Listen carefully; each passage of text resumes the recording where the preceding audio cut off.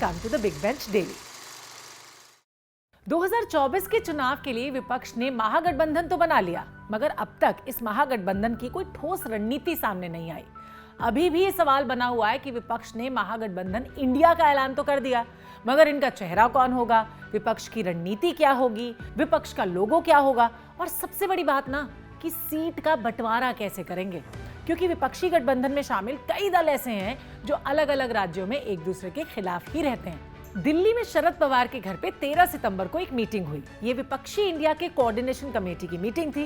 विपक्षी महागठबंधन के coordination committee की ये पहली मीटिंग थी। इस मीटिंग में डिसाइड होना था कि आगे की रणनीति पर कैसे काम करना है और ऐसा क्या किया जाए कि 2024 के चुनाव में बीजेपी को हराया जा सके। जब बैठक खत्म हुई ना तो सिर्फ एक बात समझ में आई, जानते हो क्या? वो ये कि विपक्षी महागठबंधन भोपाल में एक रैली करने जा रहा है। विपक्षी गठबंधन की ये रैली अक्टूबर के पहले हफ्ते में होगी।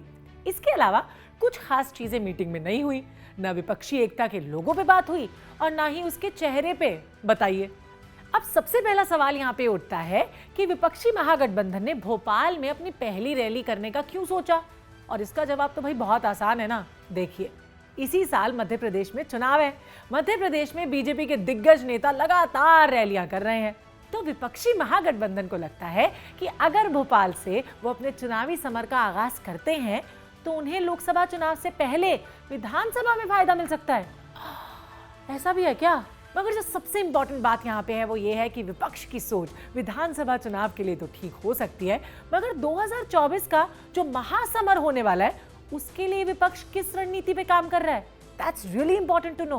वैसे विपक्ष इतना तो जरूर कह रहा है कि वो एकजुट है, सब साथ साथ है, कोई टूट फूट नहीं हुई है, मगर जिस तरह के हालात नजर आ रहे हैं उसमें बहुत बड़ा झोल है।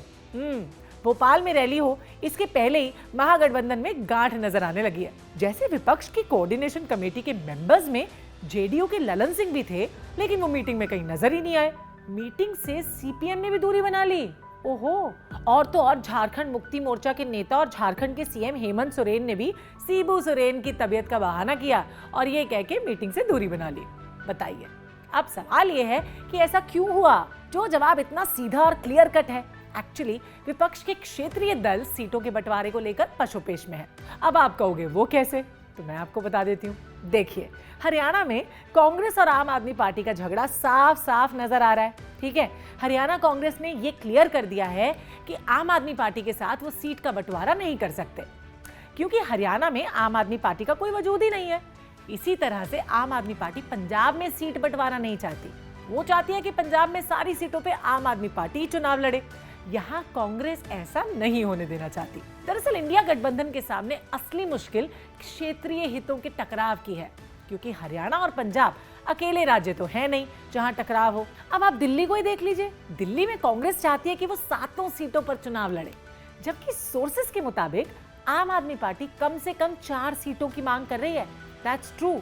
और कांग्रेस ये सीटें उनको देने के मूड में नहीं है। अब आम आदमी पार्टी राजस्थान, छत्तीसगढ़ और मध्य प्रदेश में लगातार प्रचार कर रही है, जो कांग्रेस को अखर रहा है। सीधी सी बात तो ये है। अब कांग्रेस को डर है कि आम आदमी पार्टी गुजरात की तरह उनको नुकसान ना पहुंचा दे राजस्थान, मध्य प्रदेश और छत्तीसगढ़ में भी। इसी तरह टीएमसी, कांग्रेस और लेफ्ट का टकराव पश्चिम बंगाल में है। यहाँ ये तीनों दल किस तरह से सीटों का बंटवारा करेंगे, ये एक बिग क्वेश्चन होगा। ठीक इसी तरह केरल में कांग्रेस और लेफ्ट जानी दुश्मन है, तो फिर यहाँ सीटों पर कैसे एकमत होंगे? That's the question. अब द बिग बेंच पे बैठ के सोचने वाली बात यह है कि विपक्षी महागठबंधन दिखाता तो है कि वो एक साथ हैं, एकजुट हैं, टूट फूट नहीं हुई है कोई भी, मगर अब तक ऐसी कोई रणनीति तो सामने आई नहीं है जिससे ये माना जा सके या ये कहा जा सके कि विपक्षी एक होकर एनडीए को कड़ी टक्कर दे सकेंगे।